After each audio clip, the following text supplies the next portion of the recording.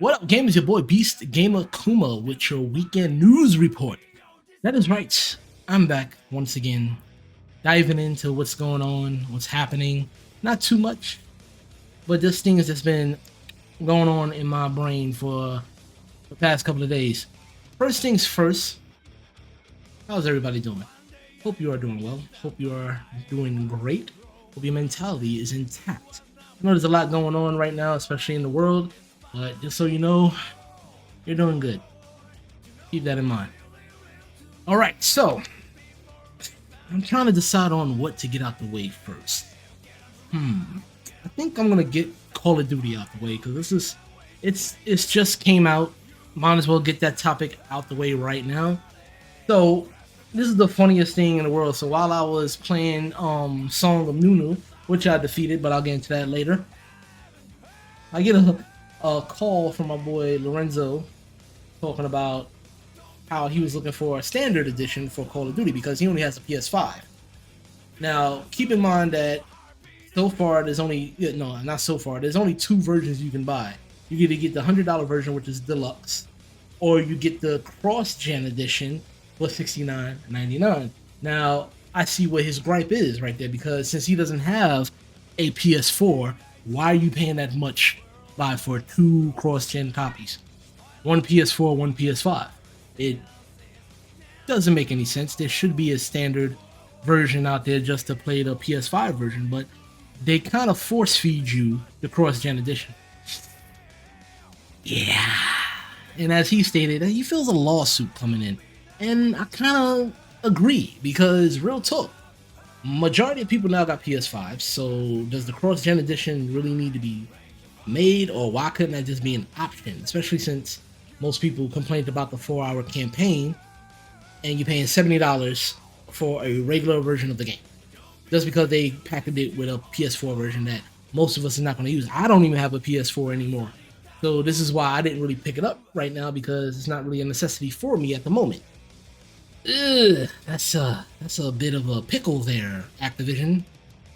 And honestly, I feel like since this is going to be, I did a video about Call of Duty Modern Warfare 3 a few days ago, and I feel like this is the last bit of BS it's probably going to be happening since Microsoft got the acquisition done deal and everything. So now they got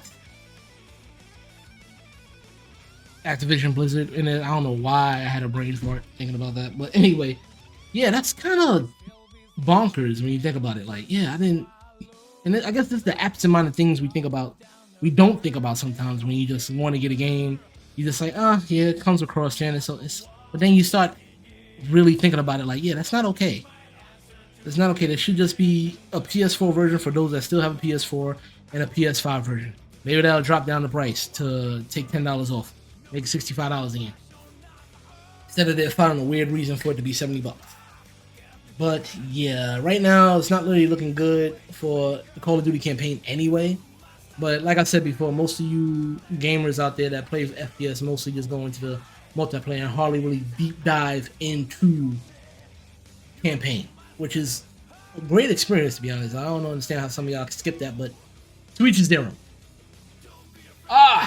And Warner Brothers news. I got this article from Eurogamer talking about Warner Brothers says it's going to focus on transforming its biggest franchises into live service games. Now, you remember that game, Suicide Squad versus the Justice League? Yeah, that game that was widely anticipated coming out from Rockstar Games, but it didn't come out because there was a bit of a problem when we started getting more information and gameplay details on it, where a lot of people was just like, ooh, this is feeling like Marvel's Avengers all over again, and I do agree. But the whole thing was that most people was just like, the live service is gonna be a no for me, dog. And they saying they're doing this to drive engagement and monetization of longer cycles. And I'm like, so being greedy, says who? Now, why is live for service games a problem? Well, here's the argument that I had for years with many gamers when games started becoming digital instead of physical. People thought that, okay, you go digital, you're not going to own the game. Yes, you do. I still have my PS3, and whatever I downloaded digitally, I can still re-download now. The only way that's going to go away if they totally get rid of the servers.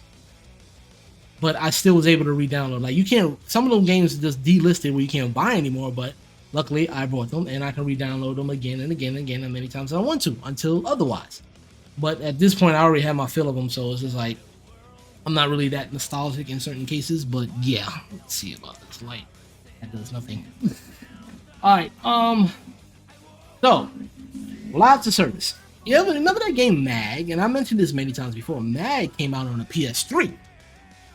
That was a live for service game before live for service was a thing. You needed an internet connection. It was always online, and then they killed the servers, and the game became a paperweight.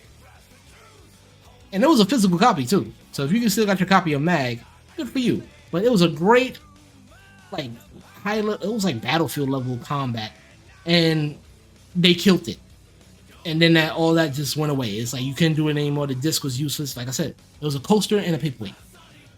Live for service games goes under the same scrutiny because if they shut down this game server, that means the game is useless. You won't be able to play it anymore. And most of these games have live for service where even the campaign, you need to go online. That was a big problem with 2015 Need for Speed. The game was always online, and when the servers had problems, you couldn't play even the single player mode because it wasn't working. And that's when it becomes a problem. So yeah, even the people that had physical copy of Need for Speed could not play because it was always online, and it was just weird. So that's the thing most people need to worry about when things become live for service. And you spend all that money for a game to just get delisted and you can't play no more. It's like multiverses. We don't know when that's coming back. And a lot of people paid stuff on the beta. Like there's an offline mode right now. You can play, and if you got Parsec, you can play people online through that way. But still, you took the game away after so many people paid money to play a beta, and now we don't even know when it's going to release again. I wasn't interested in it, but I think that's still messed up. Still a problem, and there's still a lot of shady things going on like that people just some people just shrug and just like, oh well, I'm like, no, we gotta stop saying, oh well, it's whatever. No, it's not whatever. This is gonna be an ongoing problem. So I'm gonna link you out to the Eurogamer post so y'all can read that fully. But yeah, this gotta stop, man. I mean, between free-to-play games makes sense, but a lot of free-to-play games you can play fully without really paying for something like that. But I feel like those type of games are more easily to support because you're playing for free. And if you're liking it, you might as well throw in a few bucks here and there just to support it. Keep it alive, just like Genshin Impact, Palia, or now Honkai Rail Stars. That just came out on PS5. But yeah, when it comes to a full price game that's going to have live for service, yeah, that's a no for me, dog. Sorry. So, an exciting about damn time news. Grand Theft Auto 6 is getting a new trailer next month, which I'm thinking is going to be during the Game Awards. But I asked a question on my Twitter page, since this is getting announced, and you know how you played in Grand Theft Auto 5, what are you going to do different in Grand Theft Auto 6? What are you going to be your new accomplishment? If they're going to do a whole new online experience, I'm going in there running. I'm not buying useless stuff anymore. How to deal with griefers, and you know who you are. I'm going full artillery because I want to have a good squad when Grand Theft Auto 6 drops. And I mean a good squad to do all the heists, whatever we need to do, make sure we make that bank all together. Because vanilla Grand Theft Auto Online was freaking chef's kiss. It was awesome. I loved it. Giving money to anybody, no matter how much you want to do. Because I mean, you ran a criminal empire, but for whatever reason, yeah, I get it. Most people is cheating and doing some weird stuff like that, but still, you got to plan as criminals. So, like, what do you expect to happen? The exploits and everything like that. I'm definitely just gonna hit the ground running, doing whatever I need to do to get online. I'm gonna enjoy the campaign first, of course, but yeah, Grand Theft Auto Online is gonna be sick. At least I hope they do a new version of it, not actually carry over the online from previous. I mean, I know that's weird to say, but I mean, come on. 10 years right now, everybody's posting pictures of what they look like 10 years ago when Grand Theft Auto 5 first came out versus now. And we're finally getting a new trailer dropping, hopefully during the Game Awards, which I will be watching, and hopefully people tune in. But yeah. Oh boy, that's going to be an amazing time, and I'm looking forward to what that Because right now we ain't got that much. What we just got is a weird announcement. Some people are trying to post up some fake trailers for Grand Theft Auto 6. God damn, cloud chases, I swear to God. Anyway, yo, stay tuned for that. It's gonna be lit. I'm gonna be looking forward to that. Last bit of news. So I'm gonna have my review up for the Song of Nunu, which was it's a League of Legends story, side story, which is actually pretty cool. This is my first League of Legends side story game that I played, and I hope they do more. So far, we got Arcane Season 2 that just got announced for 2024. I'm looking forward to that.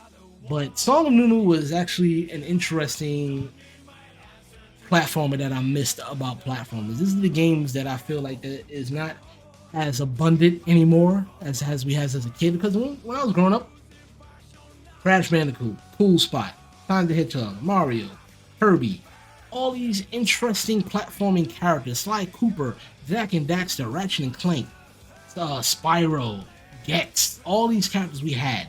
But whatever happened during, I want to say, in the midst of 2000s, things got a little bit too adult oriented where you got too many FPSs. Naughty Dog went to the more human route now with Uncharted and Last of Us. So kind of sucks in a way, but that's just my own personal opinion. Luckily, indie developers are still holding on to that nostalgia that we had at that build up that I feel that most young gamers don't have anymore. Like when we had the conversation, I'm saying like too much, but anyway, having the conversation about how video games are not as hard as they were back in the day. Like when you play Elden Ring, Souls games and stuff like that, those games are not hard. I don't care what anybody really says when you think about it.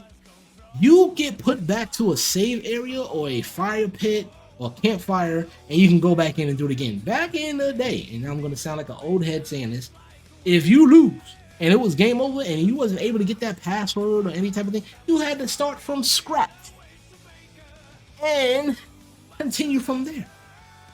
When save files started becoming a thing, it was a blessing. So as I thought about it, yeah, anybody can get into the Elden Ring, Souls, Armored Core 6, Sons of Rubicon, Fires, I almost said Sons of Rubicon. I don't know where that came from. Fires of Rubicon. Any of those games gives you a chance right then and there and lets you know what to do or how to do it. Come back to it, get more stronger, stuff like that. We didn't have that luxury. We had to just figure it out. I had to do it everything all over again, and this is why those games felt like they was longer than expected versus now. Yeah, we got 30 plus hour games and everything like that because it takes you on a journey. This is like questing and stuff. These are RPGs, but now it seems like every game feels like an RPG now versus you just doing a linear path. Save points really make games easier now. You just like, I'll come back to it later. And you'll go right back to the exact same spot you was at. I still laugh when I had to leave my game on while I was in school because I did not want to shut it off and start over again. I kept it on. I turned off the TV, but I kept the system on. I made sure I had fans on and whatnot, so I won't overheat and everything. I came back home, did my homework, turned on the TV, and thanked the gods. My parents was an intrusion. My system was still on, and I was still at the same spot I was, paused. Woo! Saving grace. But yeah, I'm like, it's kind of funny when you think about it like that. So much things, but I went off a tangent. But yeah, so yeah, I was just getting Song of Nunu just brought back that old feeling that I had back in the day playing platformers, and it's a beautiful game, beautiful story. I don't want to spoil it, but my full review will be up soon, and I just want to address this game out there. It's actually not that bad. How much is Song of Nunu? But I know it's available right now on the Switch and the PC. It's supposed to come out for other platforms, but for now it's just Steam, PC, Epic. Yeah, it's $30. $30 game, and I beat it in 2 days. I mean, you could rush through it, but it was a fun experience. The Killer Works and Riot Forge worked on this game. I love it. It's beautiful. It's cute. It's funny. Adorable, has some dark tones to it, and there's some characters from League of Legends that show up too. But other than that, I'm not gonna say no more. Stay tuned for my review. But other than that, yo, we really need to think what's going on in the industry because with a lot of layoffs happening in many developer studios, it's kind of crazy as you think about it, and it sucks. But yeah, these we gotta start really looking at these games purchases as a whole. Really take a good look at these pictures. Because between live service games and this weird thing with the cross gen editions to justify $70. Oh man,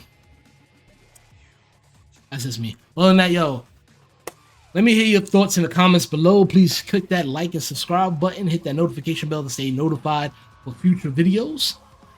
Other than that, oh, last bit of news, I won't be streaming anymore.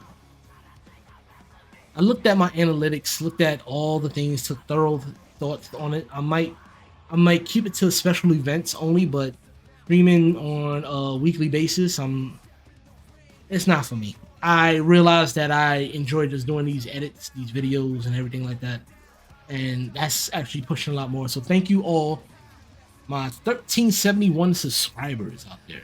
Love y'all. Thank you for supporting. Thank you for commenting. And that's pretty much it. That's my last bit of news. Other than that, I'll see y'all next time. Stay tuned for my videos. And let's have some fun. Peace out.